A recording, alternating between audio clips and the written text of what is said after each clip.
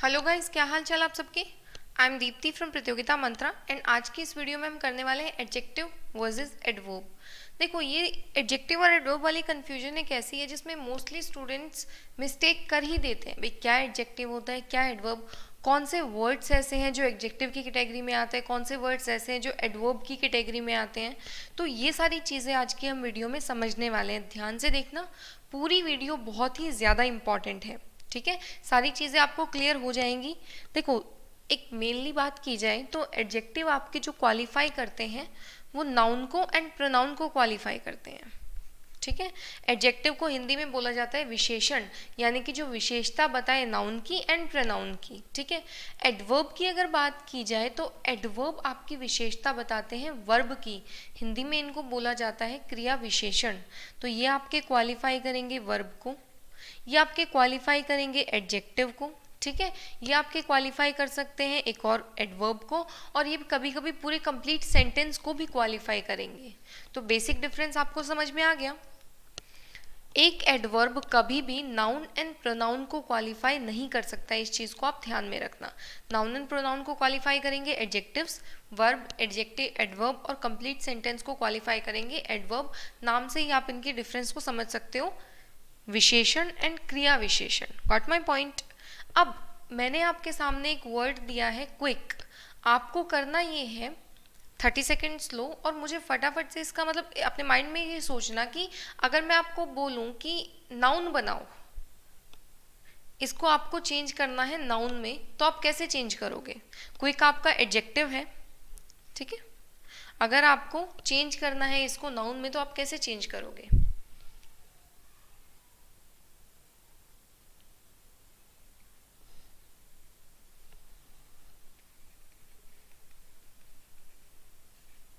आपके माइंड में आ रहा होगा क्विकली, कुछ एस्पिरेंट्स के मन में आ रहा होगा क्विकनेस। तो आपको एक चीज़ का ध्यान रखना है। देखो, बेसिक सी चीज़ है, जब भी आप किसी वर्ड के साथ एल वाई लगाते हो तो पॉसिबिलिटी है वो एडजेक्टिव हो, पॉसिबिलिटी है वो एडवर्ब हो, कभी भी वो नाउन नहीं होगा। इस चीज़ का आपको ध्यान रखना है। एल वाई, और ज़रूरी नहीं है कि एल वाई लगा वर्ड एडजेक्टिव सॉरी एडवर्ब ही हो, एडजेक्टिव भी हो सकता है, एडवर्ब भी हो सकता है, लेकिन वो नाउन नहीं होगा। तो क्या ये आपका नाउन हुआ? ये बिल्कुल भी नाउन नहीं हुआ। ये क्या है ये भी हम जानेंगे। फिलहाल समझो, क्विक को अगर मैंने नाउन में कन्वर्ट करना है तो सफिक्स लगाया नेस, समझ में आ गया। तो अगर आप किसी वर्ड के पीछे सफिक्स देखो नेस, तो ये समझ जाना वो आपका नाउन है। अब बात करते हैं कि क्या कंडीशन ऐसी है जिसमें एल वाई लगाया जाए तो एडजेक्टिव बने, क्या कंडीशन ऐसी है कि एल वाई लगाकर एडवर्ब बनाया जा सकता है। समझते हैं। देखो, अगर हम किसी नाउन के साथ एल वाई लगाएंगे, अगर हम किसी नाउन के साथ एल वाई लगाएंगे तो वो बन जाएगा एडजेक्टिव, और अगर किसी एडजेक्टिव के साथ एल वाई लगाएंगे तो वो बन जाएगा एडवर्ब। टेंशन मत लो, अभी समझ में आ जाएगा। हाँ जी, ये आपके सामने 3 सेंटेंसेस हैं। ही सैंग अ सॉन्ग, ये क्या हुआ? Noun. He सैंग a beautiful song, song हुआ नाउन। ही सैंग वॉट, आप कहोगे नाउन, तो ये हुआ नाउन। ठीक है, वॉट काइंड ऑफ सॉन्ग, आपने बोला ब्यूटीफुल, तो यहाँ पे ब्यूटीफुल आ जाएगा आपका एडजेक्टिव। अब थर्ड सेंटेंस देखना, ही सैंग ब्यूटीफुली, तो ये ब्यूटीफुली आपको किसका आंसर दे रहा है? एडवर्ब का। हाउ का आंसर हमें मिलेगा या व्हाट मैनर का आंसर हमें मिलेगा? तो ये आपको आंसर दे रहा है हाउ का, तो ये हुआ आपका एडवर्ब। समझ पा रहे हो नाउन, एडजेक्टिव और एडवर्ब का बेसिक डिफरेंस। अब यहाँ से आप ये चीज़ ऑब्जर्व कर सकते हो कि अगर हमने एडजेक्टिव में एल वाई लगाया है तो हमें एडवर्ब मिला है। तो आपको इस रूल को बहुत अच्छे से ध्यान रखना है। नाउन प्लस एल वाई बनता है adjective, and adjective plus L Y बनता है एडवर्ब। आप इस चीज़ को बस ध्यान में रखोगे तो बिल्कुल भी कंफ्यूज्ड नहीं होगे।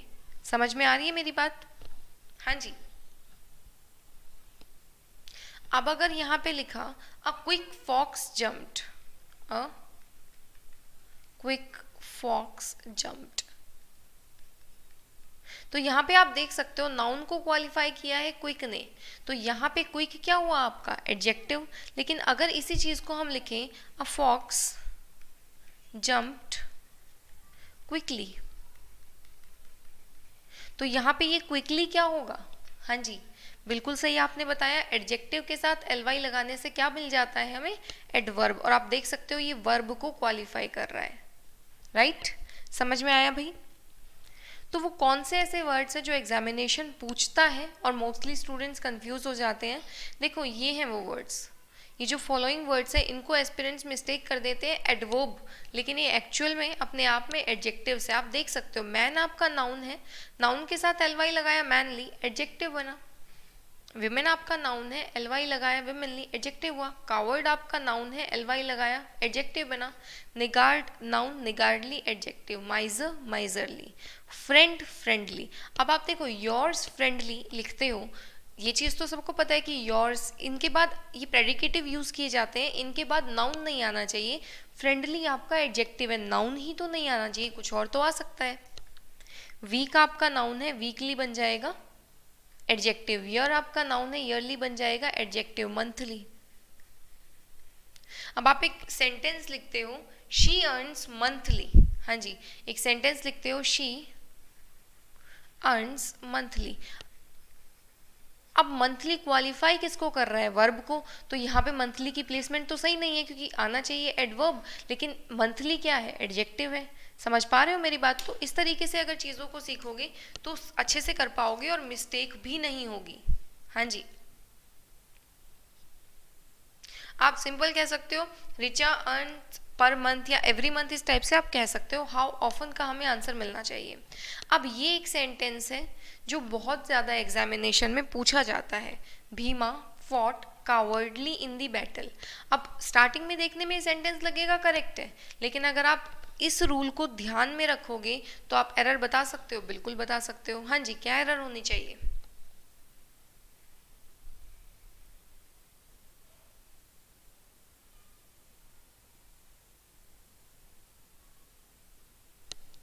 भीमा फॉट, बिल्कुल सही बात है। फॉट, फाइट जो की है उसने, उस चीज़ को बताना है। वर्ब को क्वालिफाई, वर्ब को क्वालिफाई एडजेक्टिव नहीं करेगा, एडजेक्टिव सिर्फ नाउन और प्रोनाउन को क्वालिफाई करेगा। तो यहाँ पे कावर्डली नहीं आना चाहिए, कावर्डली अपने आप में एडजेक्टिव है।